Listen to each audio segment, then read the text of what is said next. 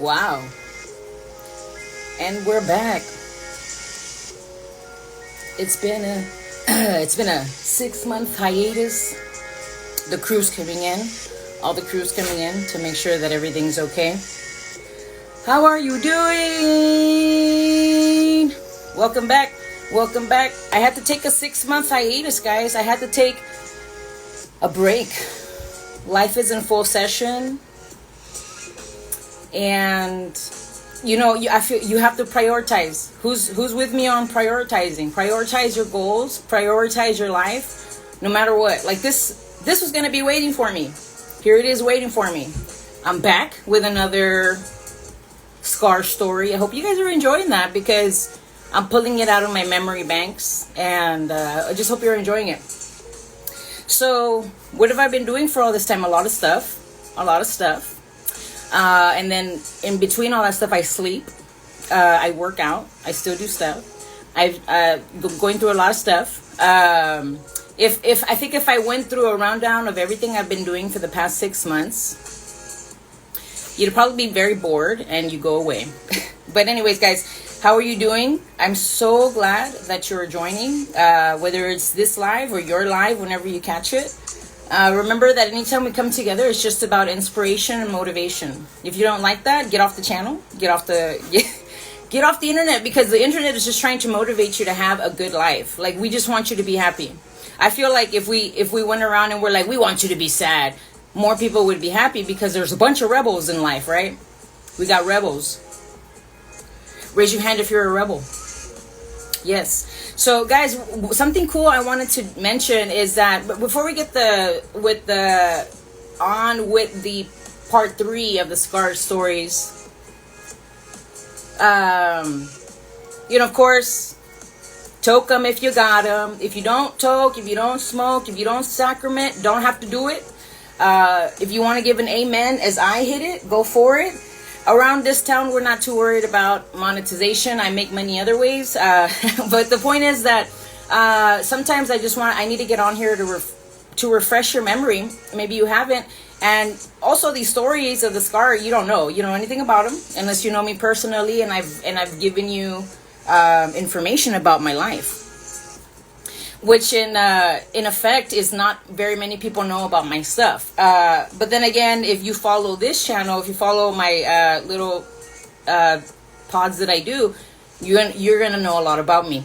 But that's not the point, guys. The point is to be able to share my issues, my past, my life, so that you can then get a better awareness of yours.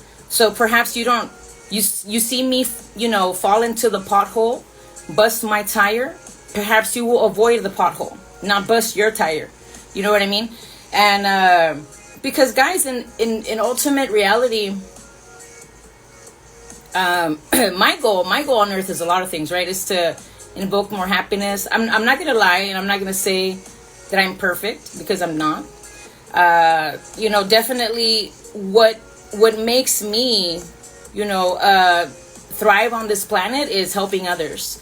When I don't help others, it kind of puts a weird pep in my step, But the point is that some of us are really here to help, and I hope that you're happy, and that you remember that if you're here to help, then I hope you find great joy in that helping. I hope it's not just for a paycheck, although the paycheck makes it even better.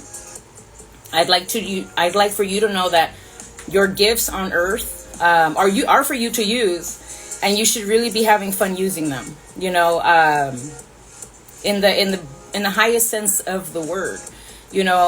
Because, like I said, I'm not perfect. So, I have my yin and my yang. And I have my stories. If you were listening to part 1, you saw that I'm a fighter. You saw, a lot of things. If you go back into a lot of my other videos, you're going to see situations of sexual assault. You're going to see eating disorders, which I have all succeeded over. You know what I mean? There was an episode that we did a few times back. And at this point, it'd be like 6 months ago. But it was a Nam-myoho Renge-kyo episode, the honor episode about people passing. and how you can be more honorable in your life, right? So Nam Myoho Renge Kyo is basically saying that you're determined to win over your own suffering, right? It didn't say over the world's suffering. It doesn't say you need to heal all the world's heart. No, you just need to heal yours. Okay, you just need to heal yours, and that's it. You're not like some of us are healers, and we're here to heal others. Yes, we are.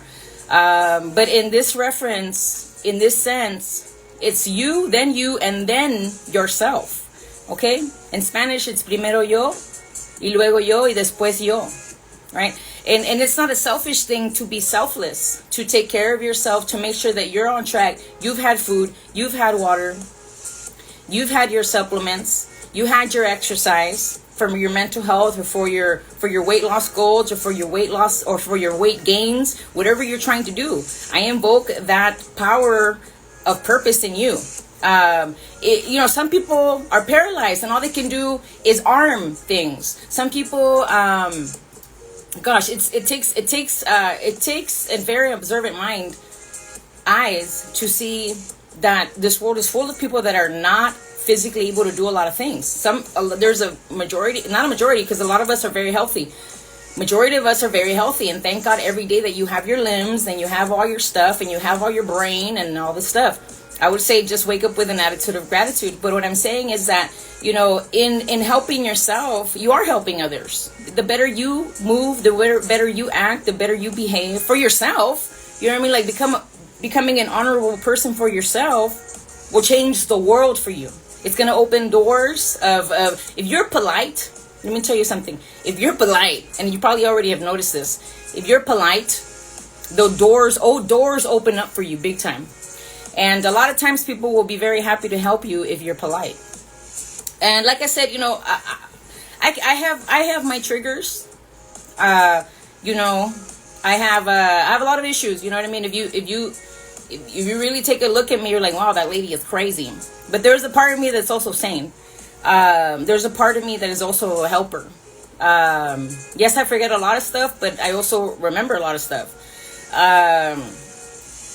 It's kind of, to me, the things that I forget, I try not to be bad or harmful or mean to myself because I forgot. This life, I don't feel like this life is about that. It's about, hey, how about you just make yourself feel like shit and just sit in the shit all day long while you open your mouth and I feed you more shit. No, that's not the way it works. You know what I mean? Like, I think I'm as guilty as anyone as being low and down sometimes. And I feel like I've been very, very evil on earth, Of course I'm not a murderer, and I've never done a lot of things that real evil people do. And the fact that I regret and I repent and I am embarrassed and I try to change when I do act evil or when I act mean or rude or whatever. The fact that I try to change and the fact that I feel bad tells me that I'm not an evil person, because evil people don't feel bad about doing evil. All right. So, and then that's what makes them evil. Okay. So, because a good person in their heart's gonna be like, oh, I need to do good and then I need to do more good. And when they're not doing good, they probably beat themselves up, as I do, right? It's a very natural thing to people please, right? And so the first thing you must do, guys, and if you're going to hear anything that I'm saying right now, is first start by pleasing yourself. I didn't say wake up and sexually please yourself all day, every minute. But that's one of the things about us. We're sexual beings, we're physical beings, we're spiritual beings, we're mental beings,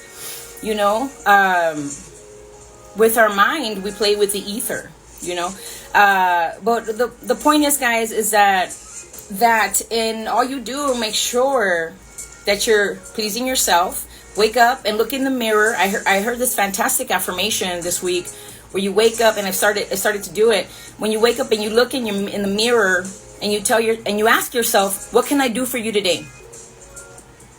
Tell yourself you love yourself. Tell yourself you're going to do the best and highest for you and all involved. And you're going to try your best not to hurt yourself or others. If you need to, because once upon a time I used to hurt myself. So Those are the things that I have to tell myself now. I have to vow. I have to nam myoho renge kyo. I have to make sure I defeat my own suffering, because once upon a time, my own suffering tried to take me off of the planet, myself. Right? That's crazy, right? It's called mental issues, guys. And those whispers, those voices that tell you not to be here, they're not yours. They don't like you. They're not your friend. I'm here to tell you that you can defeat them. 100,000 million %. They're not real. They're something outside of you. They are to be rebuked. You are not to listen to them. They are not you. They do not like you, and they will disguise themselves as your voice. Trust me, I've heard it. Right? So with the person that's a recoverer, I don't consider myself, and everybody shout out, I'm making it 8.5 years sober from alcohol, right? And you're like, what are you gonna do? You know, I'm gonna celebrate with a toke. Everybody who's toking right now, toke. We're giving it up to the great presence. You already know we do that around here. We give it up to the great one, to the great presence, to the Almighty. All right, here we go. And that's one sacrament for the Holy One. All right, guys. The truth of the matter is that I came back here to start sharing.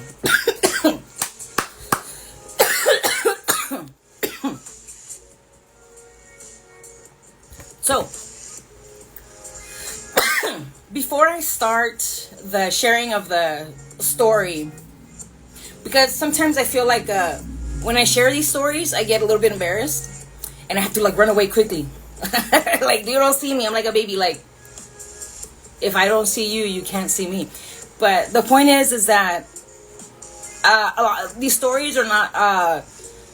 I'm not proud of the scar stories. Because in the way that they happened, but I can't be ashamed of myself. You know what I mean? Because all of that, I went through all that to make me who I am today. Okay, and if you're getting any inspiration from me, and if you're gathering any motivation from me, if you're encouraged in life to do anything for yourself or others,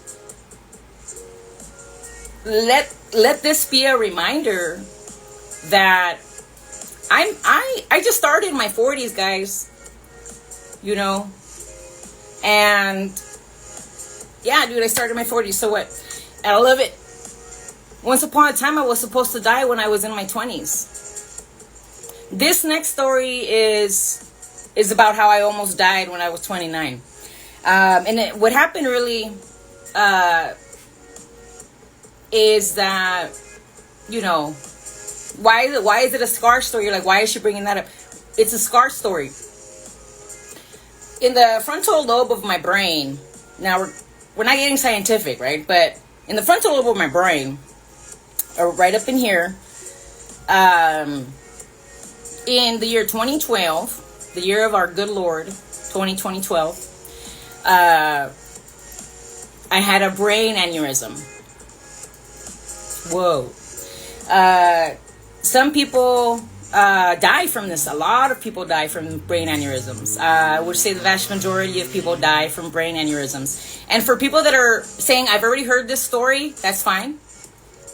But now this is becoming one of the scar stories. So I have to talk about it. I have scars on my brain that are, of course, you will never be able to see, but they are detectable in MRIs. I've had them there since 2012. When I got this aneurysm, let me drive you to a story. Picture it. California, 2012. So I was a younger, cuter, like 29-year-old. I'm just saying, guys, everybody, you know, I think everybody thinks they're cuter when they're younger. I have no idea. I embrace my age. I don't care what age I am. I embrace it. I love who I am. And I hope you do too, whatever age you're at. So the point is here, because this is going to be a quick episode. So in 2012, I had a brain aneurysm. I woke up one morning around 6-ish, 7-ish a.m. doing some adult things. Let's just say that. I'm not going to go into the details of stuff. If you know, you know. If you know, you know. But, within about 20 minutes of me waking up, I experienced this severe headache. And it was like the worst headache I've ever had in my whole life. I've never had a headache like that before or since. Now, the pain from recovering from this was extensive. It was pretty large, to where I had to see the neurologist and everything once a month to get some shots for the pain management. I don't do that anymore because I take magnesium. My insurance actually stopped covering it, and I wasn't really willing to pay like $1,000 a hit. I'd rather just go with magnesium, like the neurologist told me to. And that really has been taking care of everything. So let me let you in on the details of what happened in 2012. So after I get to the first, I say there's something wrong. I know there's something wrong because as soon as I get up with the headache, my left side of my body is numb. And I'm like dragging my leg. I'm 29 years old. Remember, I'm 29. I'm fit as a fiddle. I think at that time I probably weighed 135 pounds, which is like thin for me. It's like a perfect thin weight. And I don't mean perfect. I just mean like it's very, very, very thin for me.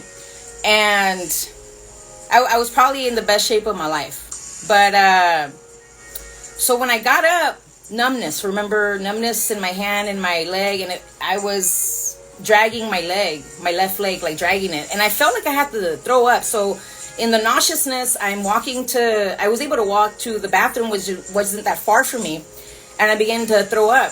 And as I threw up, I had nothing in my system. I had just woken up, so I was throwing up nothing but bile. And what I do know is that, I was worried because I had never experienced that bad of a pain before, right? And I said, what the F, right? And so I told my partner, which is my now partner still, when I told her, thank God for her, I think I would have been able to call 911 had she not been there, but I remember thinking, I need to go to the hospital now because something is not right? And sure enough, we went to the local clinic. I thought it was just like a headache and they were just going to provide something. I don't know what, right? Tylenol 3, I don't know. And so I'm sitting there in the waiting room. I'm puking in the waiting room. They have a little puke bag for me. Needless to say, I didn't wait there too long, because they saw my condition and I wasn't kidding. It was a lot of pain and everything. So when I got in to see the doctor, he looked at my pupils once and they were so dilated because of what was happening. Like I just woke up. I wasn't on drugs. I wasn't drinking, nothing. And, but it had dilated my eyes so much that he thought I was on drugs. And then he told me to go to the general hospital here in town. So I did do that. And we went to the hospital. This is a little bit of a story, so pop a squat, guys. And remember that, drink some water, have your libations, toke them if you got them, eat if you have to. I'm over here like eating some watermelon. Guys, gather around the table because this is an interesting story. So I'm sitting there at the general hospital. I think they made me wait like 5 to 6 hours.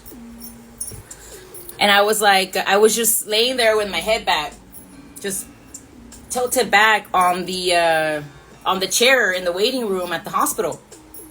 When after those 5 to 6 hours, a main doctor comes out into the waiting room, starts to kind of yell at the nurse handling the situation, yells at them because they're not assisting me. And I have like something's happening with my brain. And anyways, after the commotion, they put me on a wheelchair and they put me into the MRI machine immediately. But it took about 6 hours or so. But honestly, I could have died. Like I could have died. Like, if they had let me sit there any further, I probably would have died. And honestly, rest in power to all those people that have died over careless, medical aid, because it happens, and I'm so sorry, and I hope they get their karma justice, So anyway, so I was in there in the MRI thing, and what they found was an aneurysm in my brain. They found that a vein, an artery in the frontal here had popped, and it was bleeding all over the place, and I needed surgery. Okay, and remember, I'm 29 years old. Bruce Lee, I believe he was in his 30s when he had a brain aneurysm. The story is that he had a brain aneurysm and he died. Now, some people, conspiracy theories, believe that also there was a mob hit. Because if a brain aneurysm didn't kill me, although I know that it was God and like the angels and the doctors that helped me and the nurses and everything else that saved my life. There's a lot of people who don't make it from the same condition that I had. And, I don't think I'm more badass than Bruce Lee. Of course not. I just think that it does take some people down. Like, it really kills some people. If I hadn't had the procedures that I had, I would be dead right now. So, and I'd be happy. No, no, I would, guys. No, I'm happy now. I'm just like, I have this peace about death, so I'm not, I wouldn't be too happy. When I meet death, I'm not going to be sad. I'm going to tell you that. So, what the point is, let me rewind here. So the point is that, okay, so I'm in the hospital at the General Hospital here in my own town. And they tell me, well, you're going to need surgery, and the only hospital we could find is like 3 hours away in an ambulance, right? And so what happened? Okay, so sometime in the middle of the night, by the time they put me into a hospital bed, they gave me drugs to not feel pain, and they were like monitoring me and everything. So whenever they finally, what happened? I didn't know this. So years later, I found out that behind the scenes, the hospital got chosen. The reason I went 3 hours away to a hospital in Loma Linda, God richly bless all those people there. It's a spiritual hospital, guys. Everywhere you walk in, I would end up there. When you walk in, there's Bible quotes all over the place. There's angel figurines. There's this and that. There's a minister that comes and prays with you every single day if you want. So it's very beautiful and very spiritual. I landed in the right place, guys. Makes me emotional, guys. But I could have been dead. And by chance, by luck, by God's divine hand, I ended up there. So anyways, let me tell you. So behind the scenes, they called 10 hospitals to fit me in. Hey, can you fit her in for brain surgery? She had an aneurysm. Huh? No? Okay. Hey, can you fit her in for brain surgery? 10 times.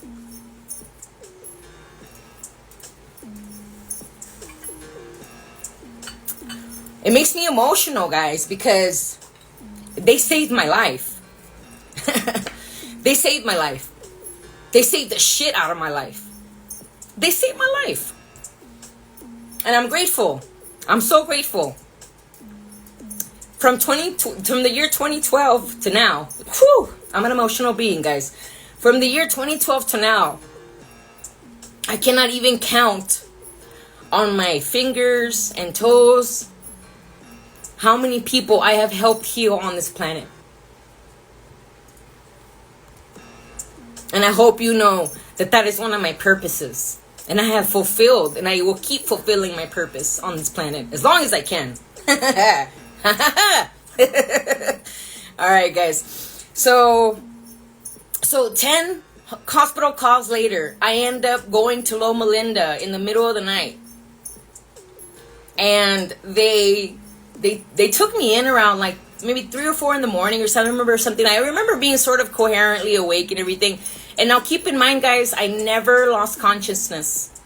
From the moment I started feeling the headache to when I got to the surgery, like when we're telling me count back from the number 10, I'm like 10, 9. You know, like I remember all of this. I remember everything. I remember my brothers and sister-in-laws, they came to the hospital. I remember a lot of things. Because it was not too far from them, you know, so it's like very easy to go. But the point is that I was in there, and you know, I thank God every day for the people that were there for me, because it was so encouraging.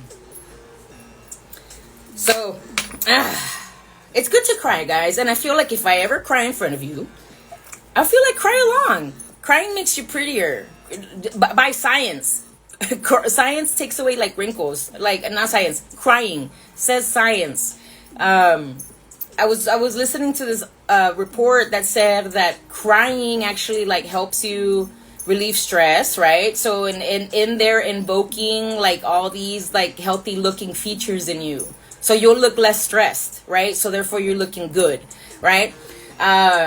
This they said how crying makes you look prettier, and I literally clicked on the article because I cry all the time, for joy, for sadness, whatever, you know. So sometimes you have to let it out, you know. But anyways, guys, so I'm in the hospital, right? Back to the story, right? Because we only got so much time. So here we are in the hospital, and I'm sitting in bed, and I've got all these medicines running through my body, and I'm pretty much asleep most of the time, because I was waiting for surgery. And so they give you powerful stuff in the hospital, medicine. So I was kind of really just dozing off, you know, feeling fine, just kind of waiting for my surgery.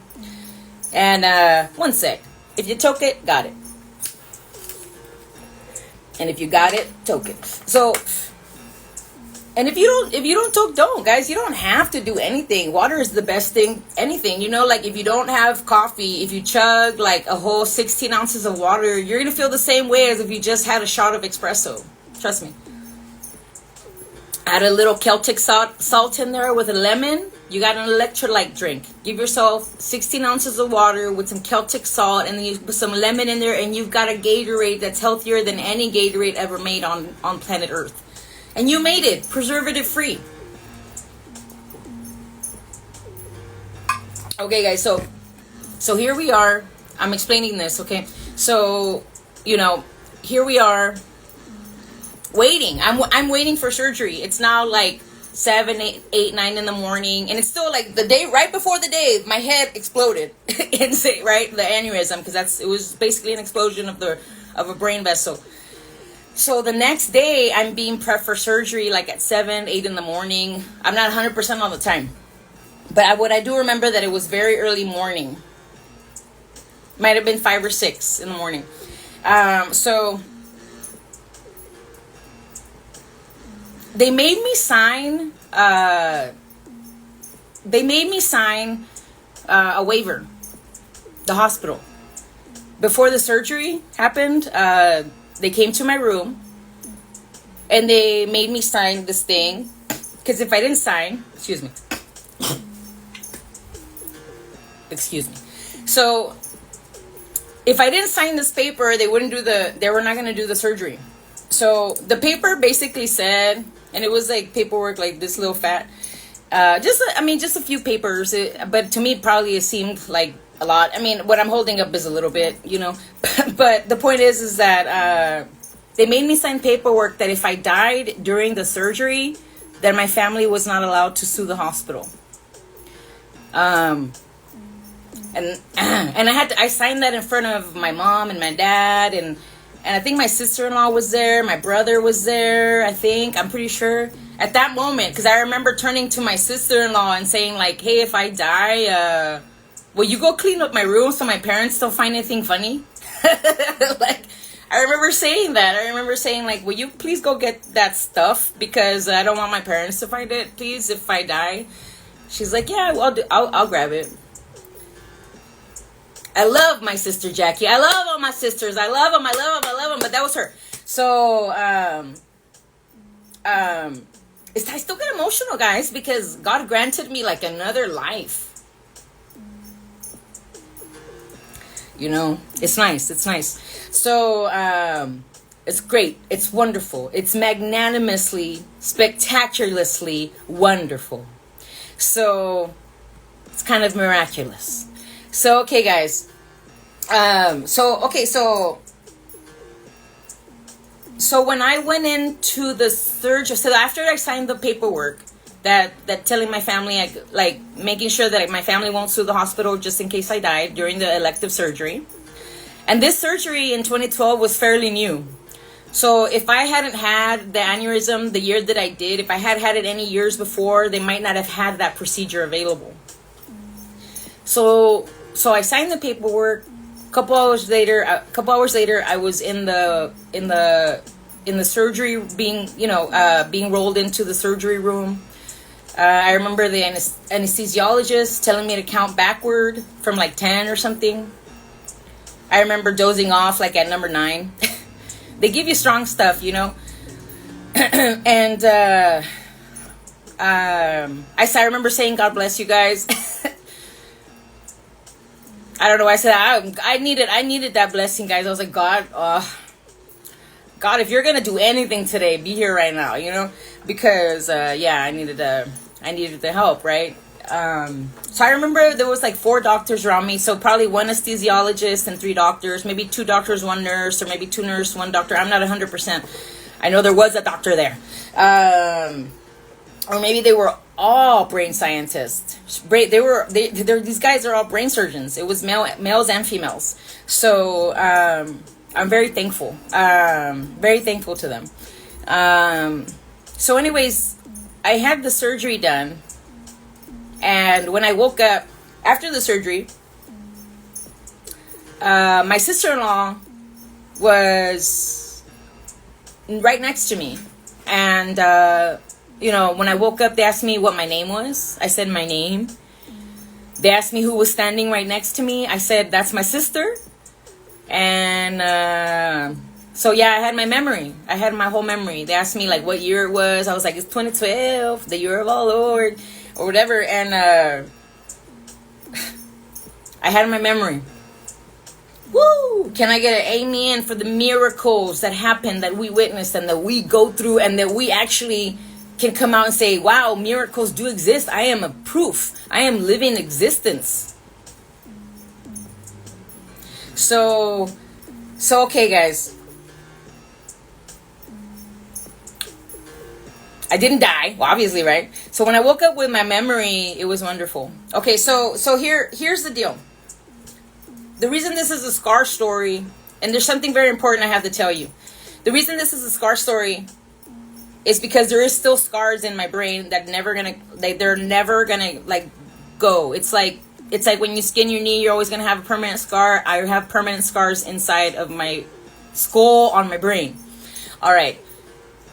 That day, this is what I didn't want to miss out on telling you. And to this day, I still get very, very emotional. So if I shed a tear, just be happy for me. So that day, as when I went into surgery, I didn't know this, of course, because they don't tell patients like, hey, before you, there's another surgery, and after you, there's another one. We're going to have 12 surgeries today. It's going to be busy. I get off at 8 p.m. Then I'm going to go home and eat some broccoli. They don't tell you nothing like that. So as I found out later on, and I didn't find this out immediately. Like, they didn't tell me, like, oh, when I woke up, and then they told me all this. But apparently, makes me so emotional. So apparently, I was 4th in line. And they called me Miracle Girl. Not because I woke up and did miracles. Not because I woke up and turned water into wine. Not because I woke up and I started like walking on water. No. Because I survived the surgery with my memory intact.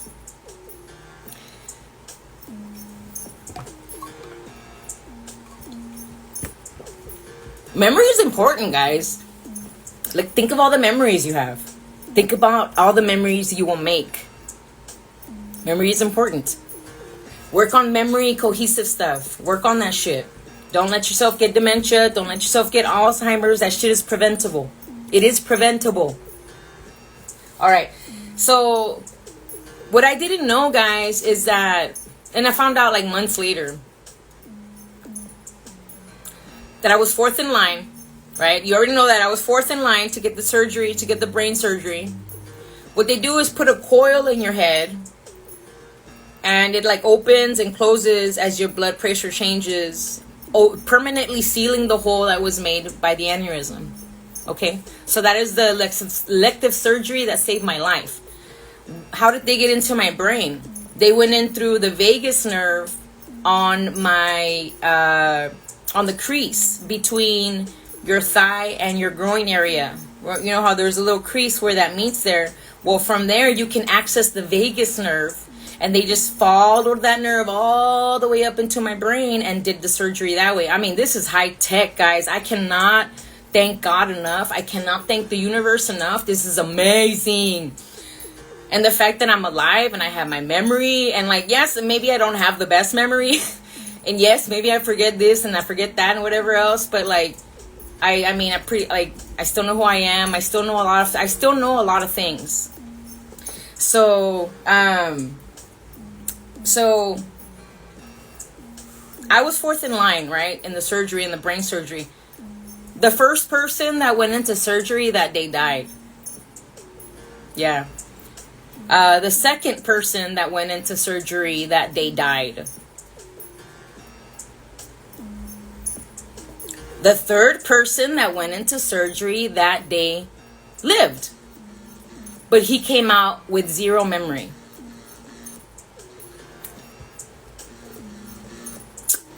Now, if you can't tell me that's a miracle, I'm going to call you a liar. No, if you cannot tell me that's a miracle, then you're blind as a bat. Blind as a bat. Guys, look at this shit. By faith. Allow yourself to move by faith. And it's going to be the most spiritual, beautiful ride. My walk with God has never been boring. My walk with God has never been boring. Going from agnostic, from believing there probably isn't a God if there's all this bullshit, going from agnostic to having so much faith in a creator, knowing that a creator sparked the creation of life in me, given to me with no IOU. I don't owe God nothing for this life except for gratitude. And I must do something in return to show my gratefulness in acts of creation. That's why I'm so creative. So that's it, guys. The scar part 3. That's it, guys. I hope you enjoyed it. It's not easy for me to share all kinds of things. It's not too easy for me to be vulnerable. But here I am doing it, guys. Because, guys, one thing you're like, well, so how am I gonna, what can I learn from this? If you're asking yourself, what can I learn from this, is eat well, protect your brain, don't do drugs. Like, if you're gonna do drugs, stop at like marijuana and mushrooms. Stop there. And then all the medicinal stuff, like, I'm pro all the medicinal things. If it's spiritual and if it can get you to a spiritually heightened place, do it. All in moderation. And never become dependent on it. Why? Because you shouldn't be more dependent on anything more than you are on air. Okay? And that's free. That's free. Okay, guys. Sorry, the tears got me all flowy, and I got nosy. I don't know, guys. I try to rhyme. Sometimes I fail, sometimes I don't. Sometimes I feel, but sometimes I don't. Whatever. All right, guys, I'm a kidder, but I'm not kidding about you. I'm encouraging you to take the best care of yourself. The reasons they say that I had that aneurysm, and it could be many, right? Because in my life, I've had multiple head traumas. A big old plank fell on my head when I was like 13, 14 years old, and it left a scar on my head. Could have been from that. Could have been from my years of alcoholism. Okay? Because it could have been many factors. It could have been one of those factors. It could have been from my drug use of the white lines. You know what I mean? I'm not proud of myself when I did these things. But since I was an alcoholic, I kind of dabbled in a lot of not a lot of other stuff, but some other things. But anyways, the addition of the white stuff, you know what I mean? If the white stuff to your life can bring on an aneurysm. So if you do that shit, stop it now. You know what I mean? Like, just stop it now. Because guys, there's something that'll give you more energy than any drug on this planet. Let me give you the secret. It's called the sun. It's called the sun. You just hang out in it. Give yourself about 15, 20 minutes, depending on your skin hue. The darker the skin, the more sun you need. But also be careful because, too much sun can have adverse effects. So just watch it. I don't try to get more than 20 minutes a day in the sun. And when it's super hot, when I don't make it out early enough, I can only take like a couple of minutes, and that shit fulfills me. That stuff fulfills me. So if you're going to try any drug, try the sun. Try the sun. Do you know that breathing can change your life? You know that? Listen to this one. Okay, I can't do it. I have to have a whole breathing episode. Breathing in from your mouth. Okay, that's another one. And in and out from your nose. That it seems silly what I'm doing. Just sniffing in and out like I was a little rabbit. But that will give you an energy boost just like you were drinking coffee. Okay, guys? Try not to be dependent on anything because you're just making somebody money. Do you have goals?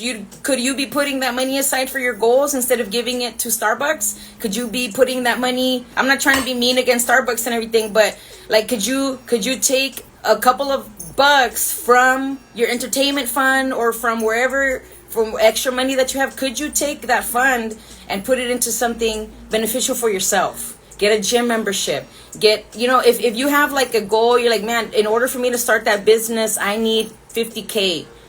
All right, put $200 away every paycheck. Do something about it. You know what I mean? All these things can and will happen if you allow yourself to prepare. Right? So I'm in agreement with your greatness. So if you've got anything to do, start little by little, and then aggressively follow those things. Go ahead, follow those things. All right, I'm being aggressive today, guys, because I was already emotional. I already cried a lot. All right.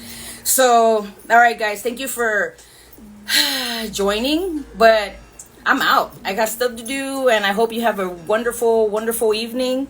But I'm going to leave you with one thing that made me cry. You're like, what doesn't make you cry? Yeah, you're right. You're right. I could probably name less things that doesn't make me cry because I cry about everything. Okay, so it's okay, guys. I don't care, and I'll cry in public too. I don't care. So what I'm gonna do? I like to end with prayer sometimes, and I like to end with stuff that is empowering and motivating to you. And if you're catching this late, you're gonna have to catch this, some other time after I publish. Either way, thank you very much for checking in with us. I hope you have been well. Just because we're out of sight doesn't mean we're out of mind. You're always loved, and even if you think no one loves you, the universe loves you, and that's more important than anyone, right? Anyone. This is what I'm trying to say. If the universe got your back, then it's more important than anyone else having your back, because the universe has your back. Okay? No matter what any stupid person says, you're loved and you're meant to do great things on this planet. And if you're a helper, just thank God that you can help us, because we need all the help we can get. So so I wanted to leave you with a nice little quote from Nisa Nichols, because it just made me cry. And so if it brings me to emotions, I feel like maybe you might like it. So I'm just gonna read it verbatim. So Mrs. Lisa Nichols said, because when you become that bold, listen to this, because when you become that bold, when you become that audacious, when you become that unapologetic, all of a sudden you become infectious.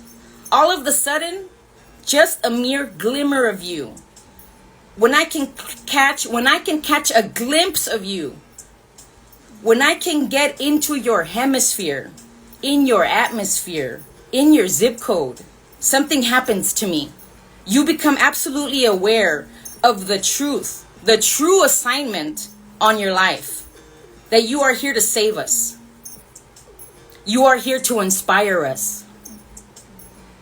By the way that you walk with assistance, by the way that you rise above your own uncertainty, by the way that you push past religious conversations, your cultural conversations, your economic conversations, your gender conversations, by the way that you show up and say, how can I serve humanity?